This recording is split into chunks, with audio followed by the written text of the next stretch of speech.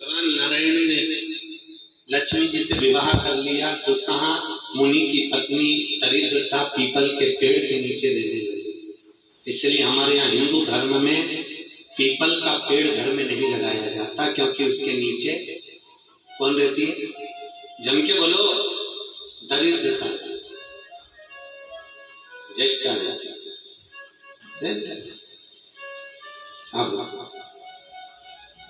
दरिद्रता का निवास हो गया पीपल के पेड़ के नीचे। भगवान नारायण लक्ष्मी जी को लेकर घूमने के लिए चले। चलो थोड़ी देर। लक्ष्मी जी बोली मेरी बहन से नहीं मिले, चलो जरा मिलने। भगवान ने कहा चलो मिल के आते। और जो भगवान मिलने के लिए गए तो लक्ष्मी जी उनके मिठाई का डिब्बा ले गए। अपन किसी के जाते हैं तो मिठाई लेकर जाते, मिठाई कर दी। और मिठाई ले जाकर जो दिया, दीदी ओ दीदी, दीदी बोली हाँ ले, मैं तेरे लिए क्या लाई? बोले और जो मिठाई का डब्बा दिया, इतने में दरिद्रता ने खोल कर देखा तो उसमें मिठाई थी। दरिद्रता को क्रोध आ गया और दरिद्रता ने कहा लक्ष्मी तुझे मालूम नहीं कि मुझे प्रिय क्या, मुझे क्या अच्छा लगता है? लक्ष्मी जी ने कहा मैं जानती हूँ तेरे को खट्टा और तीखा प्रिय है, मैं जानती हूँ तुझे खट्टा अच्छा लगता है, तीखा अच्छा लगता है, तो भी मिठाई क्यों लाई? तो लक्ष्मी जी बोली मेरे को लगा कि हो सकता शादी के बाद तू चेंज हो ही हो, बदल गई, इसलिए तेरी मिठाई का डब्बा उठाकर फेंक दिया दरिद्रता। और दरिद्रता ने फेंका। भगवान नारायण देख रहे थे। लक्ष्मी जी ने कहा चले। भगवान विष्णु के चलो, चलिए। ये दरिद्रता को खट्टा और तीखा प्रिय है और लक्ष्मी को जम के तो बोलो मीठा। इसलिए हमारे हिंदू धर्म की रीति है, आज भी दुकान के बाहर, घर के बाहर नींबू मिर्ची टांगी जाती है।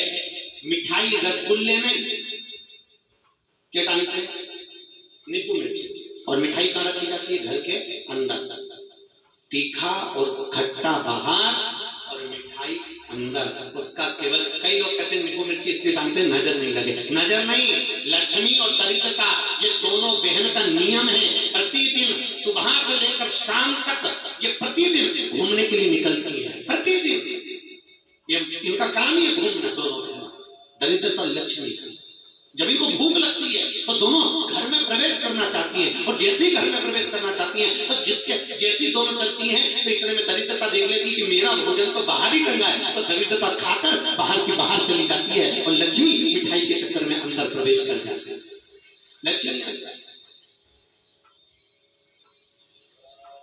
लक्ष्मी अंदर प्रवेश कर।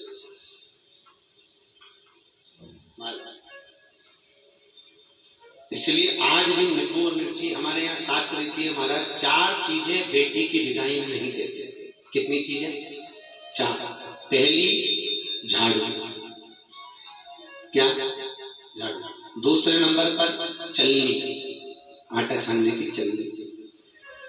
दूसरे नंबर पर चलनी, तीसरे नंबर पर सुई और चौथे नंबर पर अचार की बरनी।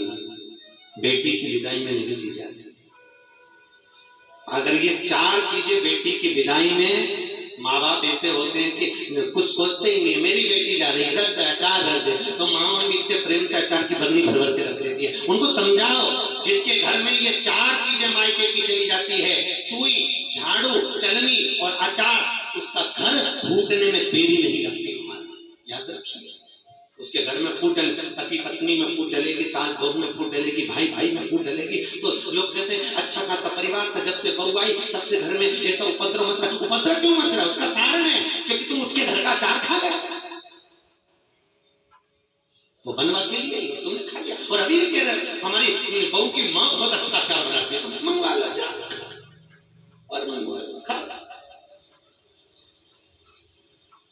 महाराज पहले बेटी की विदाई में भेजते थे बड़ी पापड़, और पहली विदाई में बेटी के भेजते थे बेटी के साथ में मैदे की पूड़ी, एक डलिया में कपड़े में बांधकर। उसमें ना तो नमक डलता था ना उसमें शक्कर डलती थी। क्यों?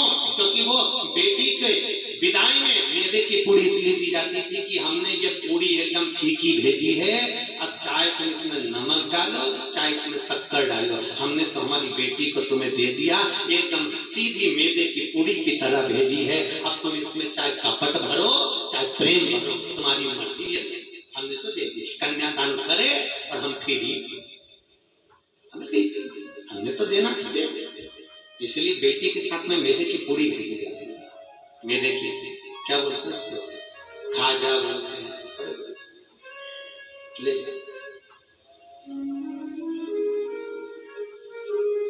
खट्टा तीखा नहीं। अब तो पहले तो ब्राह्मण की थाली में भी खट्टा नहीं परोसा जाता था, और तीखा भी, मिर्ची भी इतनी नहीं डालते थे कि ब्राह्मण की थाली में तीखा। आज के जमाने में तो पंडित लोग ही कहते थे लाओ मेरा अचार हो तो लिया, नहीं का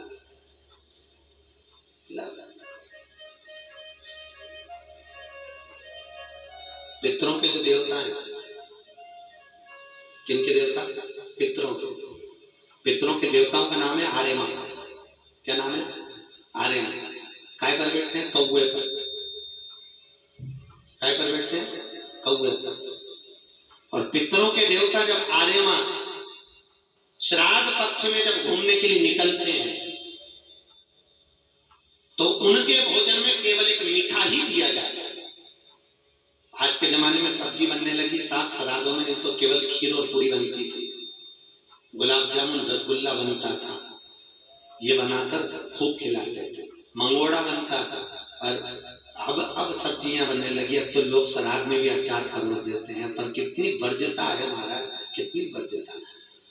श्राद्ध पक्ष में अगर राई से तुमने सब्जी को छोक दिया, कैसे छोका है, राई से सब्जी को अगर छोक दिया और वो सब्जी और पूरी तुमने छत पर ले जाकर पटक दी, तुम कितना भी कौवा को बुलाना, कौवे का बाप नहीं उसको भोग लगा ही नहीं सकते। कितनी भी तुम सब्जी अगर राई से छुट्टी है, और अगर राई बिना सब्जी है तो तुम पटक कर जाओगे, कौवा आएगा और लेकर चलेगा, बुलाने की भी जरूरत नहीं है कि तू आ और खा, तुमने पटका और खा कर जाएगा। अरे तुमने डाला